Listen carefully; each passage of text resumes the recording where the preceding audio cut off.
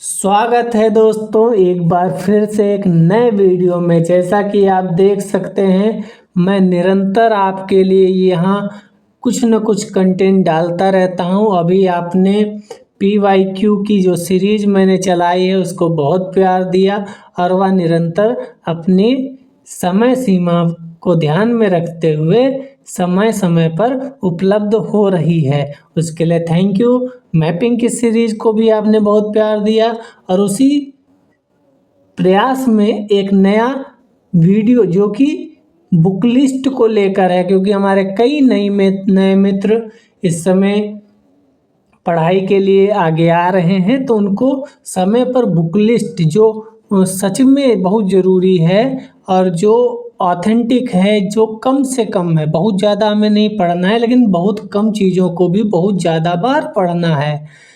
यह सब देखते हुए मैंने सोचा क्यों ना एक नया वीडियो बुक लिस्ट पर बना दिया जाए। अगर कोई नया यूपीएससी का छात्र आ रहा है यूपीएससी के जीवन में, आप उसको यह उपलब्ध कराएं। अभी PT 365 आएगी प्रीलिम्स के लिए हिंदी में, उसका पूरा अच्छे से इसी चैनल पर पढ़ाई होगी। हम साथ में मिलकर पढ़ेंगे, शॉर्ट नोट्स कैसे बनाएं, सब कुछ। यानी आपकी यूपीएससी का एकमात्र जगह जहां आप पढ़ाई कर सकते हैं, यूपीएससी CSC विद जय। चैनल को सब्सक्राइब कर लें। हम बढ़ते हैं आगे। तो आज हम यूपीएससी CSC की बुक लिस्ट से बात करेंगे। शुरुआत करते हैं उस जगह से जो सबसे टफ हम लोगों को लगता है, जिसका नाम है हिस्ट्री। जैसा कि आप जानते हैं, हिस्ट्री में 3 पार्ट है, एक एंशिएंट, एक मेडिवल, एक मॉडर्न। पहले हम प्रीलिम्स की बात करेंगे क्योंकि प्रीलिम्स नज़दीक है, बाद को मेंस के बारे में मैं बताऊंगा। पहले प्रीलिम्स की बात कर लेते हैं। तो हिस्ट्री में एंशिएंट, मिडिवल, मॉडर्न 3 पार्ट में हम डिवाइड करते हैं। उसके लिए आपको NCERT की 6 to 12 अवश्य पढ़नी चाहिए। अगर आपके पास समय नहीं है तो आप 11th 12th की पढ़ सकते हैं, लेकिन मुझे लगता है आपको NCERT 6 to 12 पढ़नी चाहिए। NCERT में बहुत जल्दी ऑनलाइन कराने वाला हूँ, आप सब्सक्राइब करेंगे तो आपको अवश्य वो मिल जाएगी। NCERT हिस्ट्री, ज्योग्राफी सभी की। दूसरा, अब मॉडर्न से ज़्यादा क्वेश्चन आते थे, जैसा कि इस समय कम, तो आप मॉडर्न के लिए स्पेक्ट्रम पढ़ सकते हैं। मोटी बुक है लेकिन उसको खरीद कर पीछे जो उसके कुछ पेजेस हैं वह भी बहुत महत्वपूर्ण हो जाते हैं प्रीलिम्स के लिए। आपके पास स्पेक्ट्रम अगर होगी तो आप देखेंगे पीछे जो 15-20 पेज हैं, जिसमें शॉर्ट नोट्स कह सकते हैं, जैसे हम लोग शॉर्ट नोट्स बनाते हैं वो शॉर्ट नोट्स टाइप के हैं, तो वो बहुत इम्पोर्टेंट है। अब मैंने करंट अफेयर्स हिस्ट्री में क्यों लिखा, क्योंकि आपको लगता होगा हिस्ट्री का करंट अफेयर्स क्यों भाई, हिस्ट्री तो बीत गई वो है। लेकिन हाँ, जैसे पिछले 1-2-3 साल से, जैसे मैं जब से तैयारी कर रहा हूँ, मैं देख रहा हूँ कि कहीं प्रधानमंत्री जी अगर पहुँच जाते हैं या कहीं राष्ट्रपति जी पहुँच जाती हैं या कोई चर्चा में स्थान रहता है, जैसे कोई मंदिर हो गया, कोई और आर्किटेक्चर हो गया, तो उस पर एंशिएंट हिस्ट्री, मिडिवल हिस्ट्री के आर्ट एंड कल्चर से क्वेश्चन पूछ लिया जाता है। तो थीम पकड़नी है हमें करंट अफेयर से कि हाँ प्रधानमंत्री जी इस मंदिर पे गए, लेकिन उसको पढ़ना है हमें स्टैटिक पार्ट से। समझ रहे हैं आप? अगर कहीं राष्ट्रपति महोदया जा रही हैं, कहीं कोई बड़ा मंत्री जा रहा है और वो न्यूज में आ रहा है पेपर में, तो आपको वो थीम पकड़नी है कि अच्छा ये मंदिर चर्चा में है।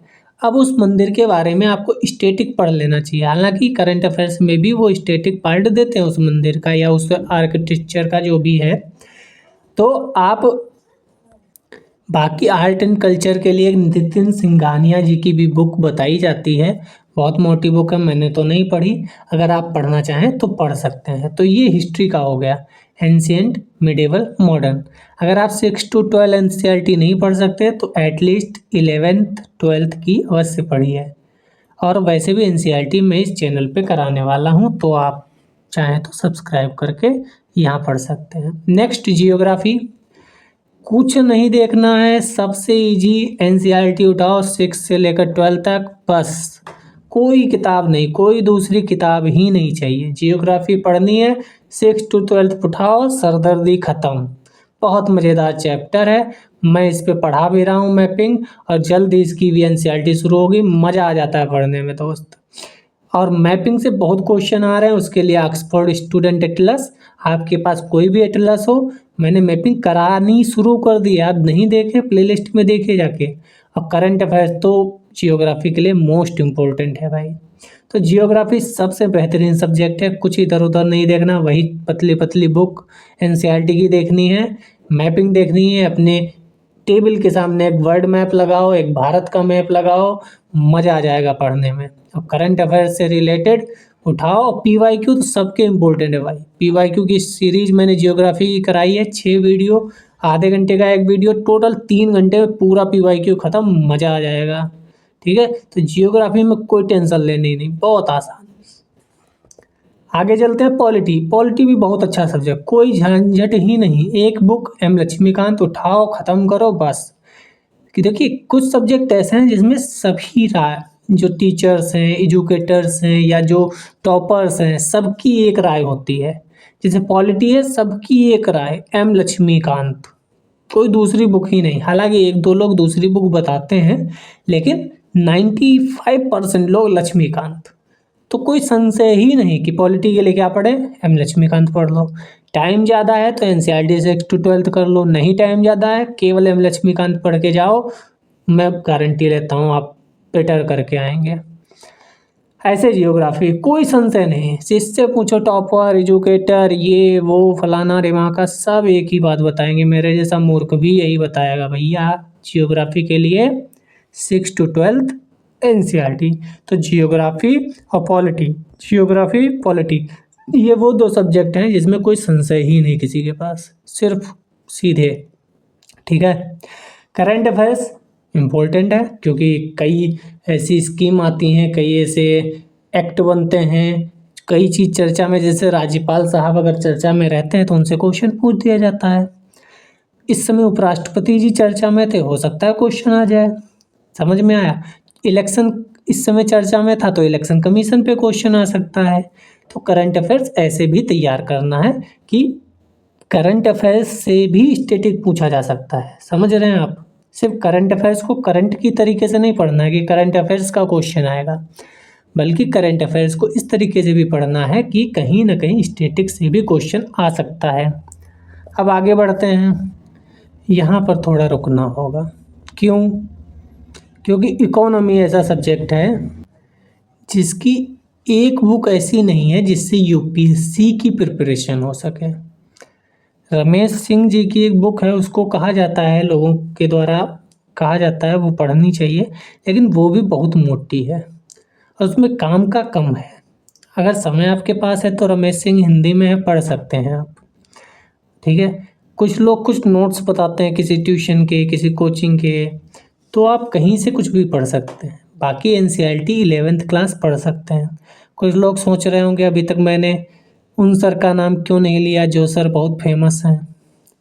मैंने उनका नाम इसलिए नहीं लिया क्योंकि मैंने उनकी किताबें पढ़ी, मैंने उनके नोट्स पढ़े, मैंने उनके लेक्चर देखे, मेरे समझ में नहीं आए।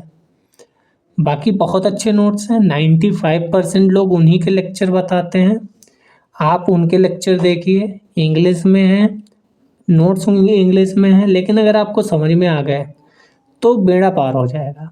अगर आपको नहीं समझ में आए, आप बहुत ज़्यादा हिंदी मीडियम के लोग हैं, तब समस्या उत्पन्न होगी। लेकिन अगर आप इंग्लिश थोड़ी बहुत जानते हैं, समझते हैं, एक बार आप वीडियो देखिए, यूट्यूब पर भी सुने जा रहे हैं, पढ़े हैं उनके वीडियो, आप उनके वीडियो देखिए और उनके नोट्स पढ़िए।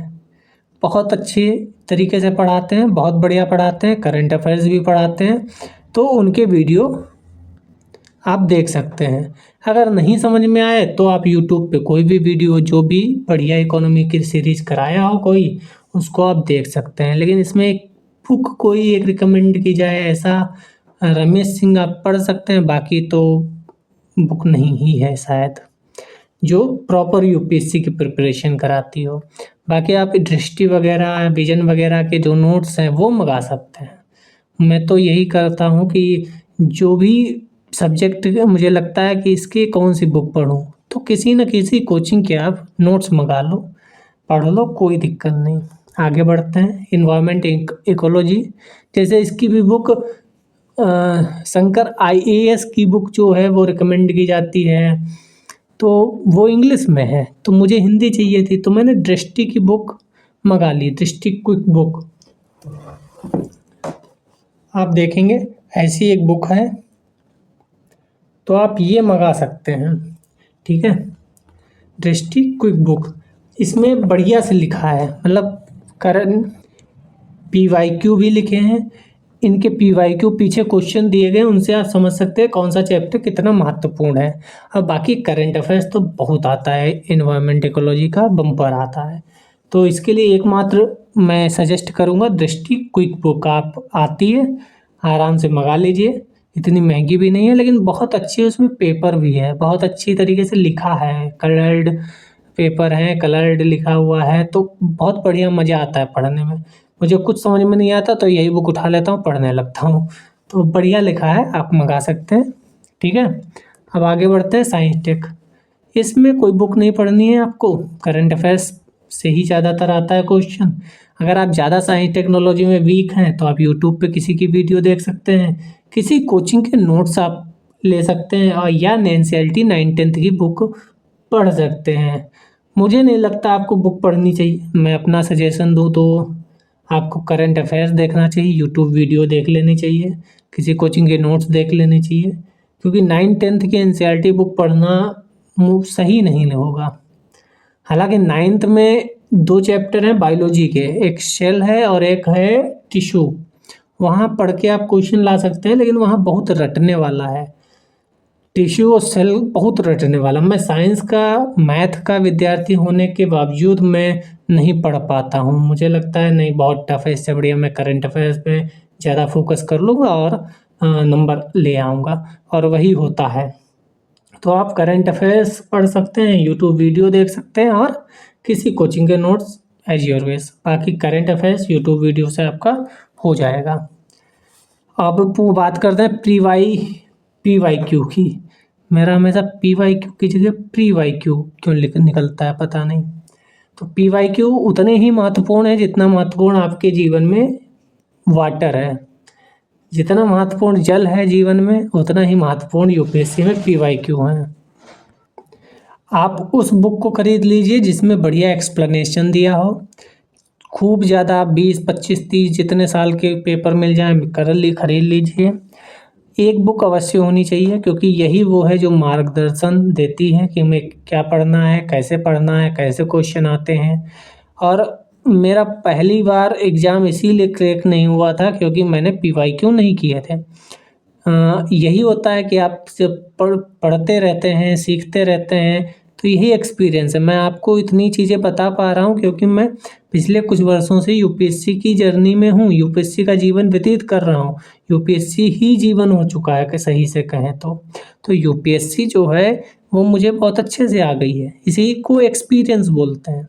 आप सक्सेस हुए या अनसक्सेस हैं उससे महत्वपूर्ण नहीं है कि सक्सेस मिली या नहीं मिली। अगर मैं आईएएस बन गया होता तो शायद आपको ये बात नहीं बता रहा होता, क्योंकि मेरे पास टाइम नहीं होता, मैं अपनी जॉब कर रहा होता। मैं अनसक्सेस हूँ इसीलिए मेरे पास समय है और मैं अपना ज्ञान दे रहा हूँ आपको।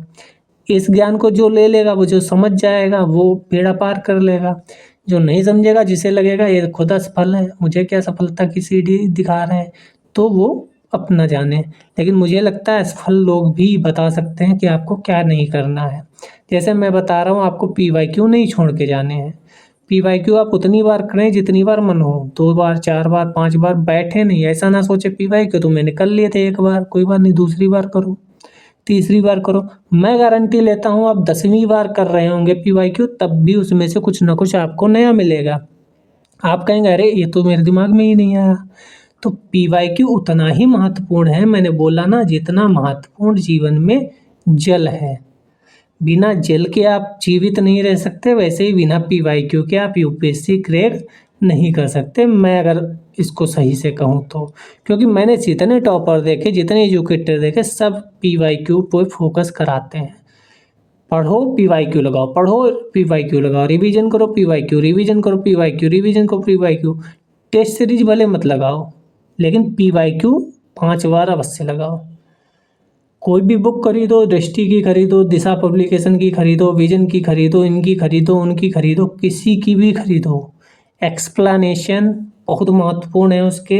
और एक्सप्लेनेशन पढ़ने हैं, रटने हैं, उसमें कोई नया पॉइंट मिले उसे शॉर्ट आउट करना है, शॉर्ट नोट्स में रखना है। तो बहुत महत्वपूर्ण है PYQ। समझ में आ गया आपको? अब आगे चलते हैं, करंट अफेयर्स किसका करें। तो जैसे मैंने बताया, जिन्होंने साल भर नहीं पढ़ा या पढ़ा नोट्स नहीं बनाया, वो PT 365 इस समय आ रही है, वो करेंगे। जैसे पॉलिटी इंग्लिश में आ गई, इंग्लिश में मैं नहीं पढ़ाऊँगा, मैं हिंदी में पढ़ाऊँगा, हिंदी में आ जाएगी कुछ दिनों में। मैं वो PT 365 पूरी आज से लेकर 20 मई तक पहले पूरी बुक पढ़ाऊँगा PT 365, शॉर्ट नोट्स कैसे बनाने हैं वो बनाऊँगा, और फिर मैं वो शॉर्ट नोट्स भी आपको उधर मई में करा दूँगा कि देखो ये शॉर्ट नोट्स हैं, जल्दी जल्दी रिवाइज कर लेते हैं अपन, तो वो भी करा दूँगा। तो PT 365 बेटर है। लेकिन अगर आपको रोज़ पढ़ना है, जो कि बहुत इम्पोर्टेंट है, पढ़ना ही चाहिए, तो आप 18 महीने नहीं हो सकता, कोई बात नहीं, 12 महीने तो हो सकता है, 10 महीने तो हो सकता है। एग्ज़ाम से पहले 12 महीने या 10 महीने का आपको करंट अफेयर्स तैयार करना है। रोज़ कैसे तैयार करूँ? तो आप द हिंदू पढ़िए, इंडियन एक्सप्रेस पढ़िए या दैनिक जागरण पढ़िए, कोई भी एक उठाइए पढ़िए। ये मैं इसलिए कहता हूँ कि ये इसलिए मत पढ़िए कि यूपीएससी की प्रिपरेशन आप कर रहे हैं, इसलिए पढ़िए क्योंकि आप यूपीएससी एक समझदार और बुद्धिमान इंसान को चाहती है अपनी जॉब देना। तो आप इससे ये बनिए कि हम समझदार हो रहे हैं निरंतर कि नहीं। हमने किसी IAS का उसमें पढ़ा अगर आर्टिकल किसी भी दैनिक जागरण, हिंदू, इंडियन एक्सप्रेस में या किसी भी न्यूज़पेपर में, तो मैंने उससे कुछ सीखा कि नहीं, मैं पहले से बेहतर हुआ कि नहीं। तो हमें अपने दिमाग को अपग्रेड करना है, हमें अपने दिमाग को और ज़्यादा ज्ञान से भरना है, जिससे हम कोई भी डिसीजन जब लें कुछ समय बाद तो उसको अच्छा डिसीजन बन पाए मेरा। ठीक है, तो कोई भी न्यूज़पेपर एक लीजिए, हैंड रिटन नोट्स बनाइए, बहुत भारी नहीं, बहुत छोटे छोटे नोट्स। वो कैसे नोट्स बनेंगे? जब आप PYQ करेंगे तब आपको समझ में आएगा कि कहाँ से करंट अफेयर से क्वेश्चन बनते हैं, क्या क्या चीज़ें पूछी जाती हैं। तो उसके लिए PYQ महत्वपूर्ण है, जो कि मैंने चैनल पे करा रखे हैं। आप बुक भी खरीदिए, उससे भी। पहली बार PYQ करेंगे, कोई समझ में नहीं आएगा, कुछ समझ में नहीं आएगा, लेकिन आप करिए। मैंने भी किया, मुझे समझ में आया कि समझ में तो शायद आ नहीं रहा, तो मैंने बार बार किया, फिर भी तो बात को समझ में आया। जो डेली नहीं पढ़ना चाहते वो मंथली कोई मैगजीन उठाएं, वो पढ़ते रहें। और जो मंथली भी नहीं पढ़ पा रहे हैं, उनका लास्ट में एक ही हथियार बचता है, वो है PT 365 विजन IAS की आती है, वो करते हैं। जैसे हम भी इस बार कुछ बीच में बीमार भी पड़े तो अस्त व्यस्त रहा जीवन, तभी मैं नहीं कर पाया, इसीलिए मैपिंग की क्लास भी अधूरी रह गई। वो पहले करा रहा था, 3 महीने का ब्रेक हुआ क्योंकि मैं बीमार हो गया था ज़्यादा, अब वो कंटिन्यू हो जाएगी। PYQ मैंने अभी बीमारी के बाद कंटिन्यू किए, वो कंटिन्यू हो रहे हैं। आज भी मैं पॉलिटी शुरू करने वाला हूँ, पहला वीडियो, जियोग्राफी के 6 वीडियो हो चुके हैं। ठीक है, तो करंट अफेयर्स हो गया। अब नेक्स्ट चलते हैं, वाह CSAT, वह चीज़ जहाँ आकर आधे से ज़्यादा लोग ढेर हो जाते हैं कि भाई CS फर्स्ट तो निकल गया, CSAT रह गया। तो CSAT की सिंपल है, कोई भी यूट्यूब वीडियो देखो, पहले तो CSAT का सिलेबस नोट करो। सिलेबस में सीधे टॉपिक उठाओ, यूट्यूब पे डालो, किसी की भी वीडियो बढ़िया आ जाए, देख लो, नोट्स बना लो, सीख लो, फिर उसी टॉपिक पर PYQ जितने मिले कर लो। ठीक है, ऐसे दूसरा जैसे कैलेंडर है UPSC में, CSAT में मैंने कैलेंडर डाला यूट्यूब पे, UPSC साथ में लिखा, कई वीडियो आएंगी, जो वीडियो ज़्यादा व्यूज हों, ज़्यादा लाइक हों या ज़्यादा अच्छे से समझ में आ रहा हो आपको, देखिए। फिर बुक आपने खरीदी है PYQ की, उसमें CSET की भी होती है कुछ जगह, और ना हो तो CSET की PYQ की अलग खरीदिए। उस टॉपिक के क्वेश्चन लगाइए, ठीक है। ऐसे ही सारे टॉपिक कवर कर लीजिए। फिर आप क्या करिए, कोई भी प्रैक्टिस के लिए कोई भी बुक खरीद लीजिए CSET की प्रैक्टिस के लिए, और वो लगाइए। CSET में 3 टॉपिक कहे जाते हैं, एक मैथ, एक रीजनिंग और एक पैराग्राफ जो आते हैं। किसी एक के भरोसे आप मत जाइएगा, चाहे आप मैथ के कितने भी धुरंधर हो, सिर्फ मैथ के भरोसे मत जाना। मैं भी मैथ का धुरंधर था, लेकिन इस बार मैंने मैं हमेशा सोचता था मैथ रीजनिंग से हो जाएगा, लेकिन इस बार मैंने मैथ, रीजनिंग और पैराग्राफ किए थे। 15 पैराग्राफ किए, 8 सही हुए, 7 गलत हुए, और 8 पैराग्राफ की वजह से ही मैं क्वालिफाई कर पाया CSET, वरना CSET में फेल हो जाता अगर मैथ रीजनिंग के भरोसे रहता तो। जबकि मैं मैथ रीजनिंग की ट्यूशन भी पढ़ाता हूँ, तो मैथ रीजनिंग बेस्ट है, फिर भी मैं पैराग्राफ के बिना फेल हो जाता CSET में। ऐसे ही पैराग्राफ वाले लोग हैं, कई लोगों को मैंने देखा है जो पैराग्राफ करके आते अगर तो फेल हो जाते हैं, लेकिन उन्होंने मैथ रीजनिंग के भी कुछ टॉपिक किए थे, इस वजह से उनका CSET क्वालिफाई हो गया। तो CSET को हल्के में मत लीजिएगा, आज से ही पढ़ना शुरू कीजिए, डेली शुरू कीजिए, ठीक है। और बहुत ज़रूरी है CSET। अब बात करते हैं मेंस की। मेंस में बहुत लेंदी टॉपिक हैं, मतलब बहुत ज़्यादा सिलेबस है, बहुत ज़्यादा सब्जेक्ट है।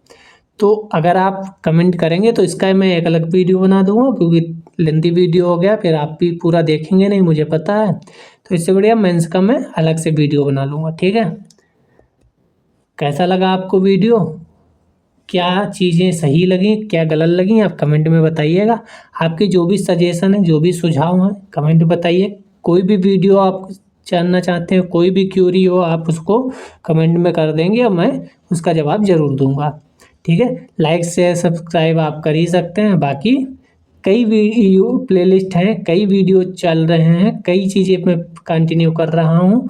आप सब्सक्राइब कर लेंगे, उनको देखेंगे तो आपको बेनिफिट होने वाला है। Thank you. जय हिंद, जय भारत।